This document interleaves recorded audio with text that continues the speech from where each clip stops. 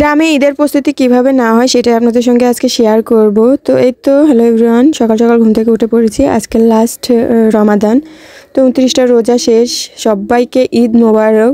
তো সকাল সকাল ঘুম থেকে উঠে পড়েছি, উঠে বাইরে এসে দেখি চইগুলো চলে যাচ্ছে। তো শাশুড়িমা বললো চইগুলো যেন চলে না যায়, ওদেরকে যেভাবে হোক ধরে রাখ। তো আমি আয় করে ওদেরকে ধরে রাখছিলাম, দেন খাবার নিয়ে আসলো, ওরা খেয়ে নিল। তো পুকুরে চলেও গিয়েছে। আর এই যে জায়গাটা, এই জায়গাটাতে আমাদের রসুন নিয়ে চলে আসবে, আজকেও নিয়ে আসতে পারে বা ঈদের দিনও নিয়ে আসতে পারে। আমাদের যেহেতু খুবই ব্যস্ততার জীবন কাটতেছে, তো সেভাবে ঈদ যাপন করাও যাচ্ছে না, কারণ আমাদের ঈদের দিনও কাজ থাকবে। তো আজকে রসুন নিয়ে আসার কথা। তো এই রসুনগুলো যেহেতু বেঁধে নিয়ে আসছে না, আমাদের রসুনগুলো বেঁধে বেঁধে চাতালে টাঙিয়ে রাখা হয়। তো এই যে রসুনগুলো বাড়িতে নিয়ে আসবে, ওইগুলো না বেঁধেই নিয়ে আসবে, আর ওইগুলো কেটে কেটে আমরা বিক্রি করে দিব। আর যদি বিক্রি নাও করা হয় তাহলে কেটে আমরা চাতালে তুলে রাখবো। তো কিভাবে ওইগুলো আমরা সংরক্ষণ করি সেটাও আপনাদের সঙ্গে শেয়ার করব। তো আজকে যেহেতু আনার কথা, তো নাও আনতে পারে, যেহেতু অন্যদের নিয়ে আসতে, তো তাদেরটা হলে দেন আমাদেরটা নিয়ে আসবে। তো আমরা কিন্তু চাপা দিয়েও রেখে আসছি, মাঠে এক জায়গায় রসুনগুলো জড়ো করেও রেখে দিয়ে আসছি, কিন্তু আনতে পারবে কিনা সেটাই নিয়ে আমরা চিন্তায় আছি। তো যত তাড়াতাড়ি সম্ভব আমাদের নিয়ে আসার চিন্তা ভাবনা, কারণ হয়তো বা মেঘ বৃষ্টি শুরু হয়ে যেতে পারে। বৃষ্টি শুরু হয়ে গেলে তো ফসলগুলো, প্রত্যেকটা ফসল, এই যে 3 মাস ধরে কষ্ট করা হয়েছে, প্রত্যেকটা ফসল নষ্ট হয়ে যাবে। তো সেই জন্য এই জায়গাটা আগে সুন্দরভাবে ঠিকঠাক করে পরিষ্কার করে দিলাম। শ্বশুরমশাই এসে এই জায়গাটাতে আবারও অনেক কিছু পেরে দিবে, দেন তারপরে কিছু চটমট বিছাই দিয়ে তারপরে রসুনগুলো রাখার চেষ্টা করব। তো ওখানকারটা পরিষ্কার করা হয়ে গিয়েছে, এখন উঠানটা পরিষ্কার করে নেব। এই তো প্রতিদিনই কিন্তু আমি ঝাড়ু দিই, সেটা আপনাদের সঙ্গে শেয়ারও করি।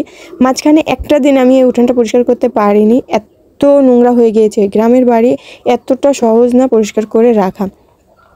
আমরা যত সহজে বলি হয়তো আপনারা নোংরা পরিষ্কার করেন না, কিন্তু আমাদের যে পরিষ্কার করতে কত পরিমাণ কষ্ট হয় সেটা আমরা একমাত্র বুঝি। তো মাঝখানে একদিন পরিষ্কার করতে পারিনি, তো কত দিকে কত জঙ্গল জমা হয়ে গেছে। তো আজকে এটা পরিষ্কার করে ফেলবো। তো তার জন্য এই জায়গাটাতে পুরো উঠানটা ঝাড়ু দেওয়ার পরে এই সাইডটাতে আমার নোংরা জমা হয়ে গিয়েছে, এখন এগুলো ফেলে দিয়ে আসবো।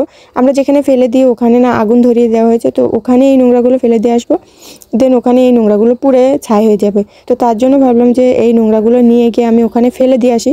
তো তার জন্য একটা চট নিয়ে চলে আসছি, আর এই চটের উপরে উঠিয়ে নিচ্ছি। তো এখানে প্রায় আমার 2 চট নোংরা হয়েছে, তো 2 চটই আমি নিয়ে গিয়ে ফেলে দিয়ে আসছি। তো এটা হচ্ছে লাস্ট চট, তো যেটা আমি আর আমার শাশুড়ি মা মিলে ধরে নিয়ে যাচ্ছি। তার সাথে আমি একটা কান্দালও নিয়ে যাচ্ছি, এটাকে, এই লাঠিটাকে কান্দাল বলা হয়। তো ওটা নিয়ে গিয়ে, যেহেতু আগের চটটা এমনভাবে ফেলে দিয়ে আসছি যে রাস্তাতে পড়েছে, তো ওইটা দিয়ে উল্টে দিবে, তো তার জন্য নিয়ে গিয়েছিলাম। তো শাশুড়ি মা ওদিকে কাজগুলো সারছে, আর আমি চলে আসছি। এসে ওই জায়গাটা তো ঝাড়ু দেওয়া কমপ্লিট। আর এটা হচ্ছে রাস্তার দিকে সাইড, এটা তো এখানে জঙ্গল হয়ে আছে।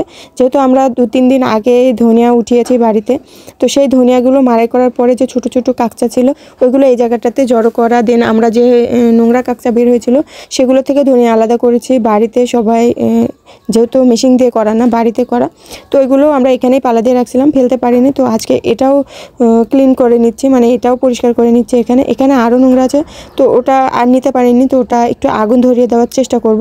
তো এই জায়গাটাতে আমরা ফেলে দিচ্ছি, ওখানে আগুন ধরানোই আছে। আজ 2 দিন ধরে ওই আগুনগুলো ওখানে, মানে এই নোংরাগুলো পুড়ছে। আমরা 3 বাড়ি, যেহেতু আমার চাচা শ্বশুররা 3 জন, মানে আমার চাচা শ্বশুর একটা, আমার শ্বশুরের 2 ভাই, তো এই মিলে ধরেন যে 3 শ্বশুর, তো 3 জনের বাড়িরই নোংরা ওই জায়গাটাতেই ফেলা হয়। তো এই জায়গাটাতে আমরা 3 জনই ফেলি, যেহেতু তো অনেক নোংরা হয়ে যায়, তাই ওখানে আগুন ধরিয়ে দেওয়া হয়েছে। তো দেন বাড়িতে চলে আসছে। আসার পরে যেই জায়গাটার নোংরাগুলো আমি ফেলে দিয়েছি, তো আশেপাশে আরও ছিল, তো ওইগুলো একটু ভাবলাম যে আগুন ধরিয়ে দিই, যেহেতু আমি নিতে পারছি না আর। তো সবাই একটু বকাবকি করছিল, যেহেতু এখন খুবই কড়া রোদের সময়, একটু হাওয়া দিলে হয়তো আগুনগুলো ছড়িয়ে ছিটিয়ে গিয়ে একটা অ্যাক্সিডেন্ট ঘটতে পারে। তো তার জন্য হচ্ছে বকাবকি করছিল। তো আমি আগে থেকে বালতি পুরে পানি নিয়ে রেখে দিয়েছিলাম।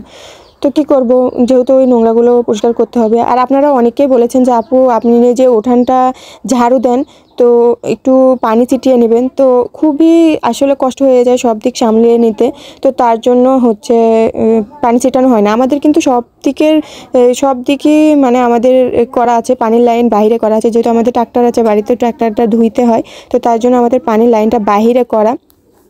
তো এজন্য ভাবলাম যে যেহেতু কালকে ঈদ, এমনিতে অনেক ধুলা, আর রিসেন্ট আমাদের মানে যে ওই যে পুকুর কাটলো গত বছর, ওই পুকুরের থেকে মাটি নেওয়া হয়েছিল, তো খুবই বালু মাটি, তো খুবই আলগা, আরও ধুলা বালু বালু হয়ে আছে। তো ভাবলাম যে না, একটু পানি ছিটিয়ে দিই, তো কালকের দিনটা একটু ভালো কাটবে, যেহেতু এত ধুলাবালি, তো দিনটা অত ভালো যাবেও না, কাটবেও না।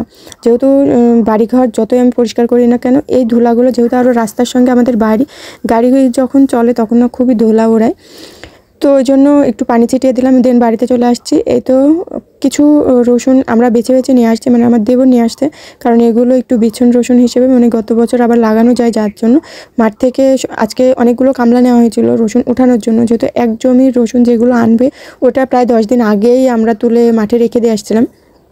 আজকে আরেক জমির রসুন উঠানো হচ্ছে, তো সেই জায়গাতে উঠানোর জন্য সবাই উঠাচ্ছিল, তো সেখান থেকে কিছু বেছে বেছে নিয়ে আসছে, তো ওটাই ধুয়ে আবার রোদে দিয়ে রাখা হয়েছে।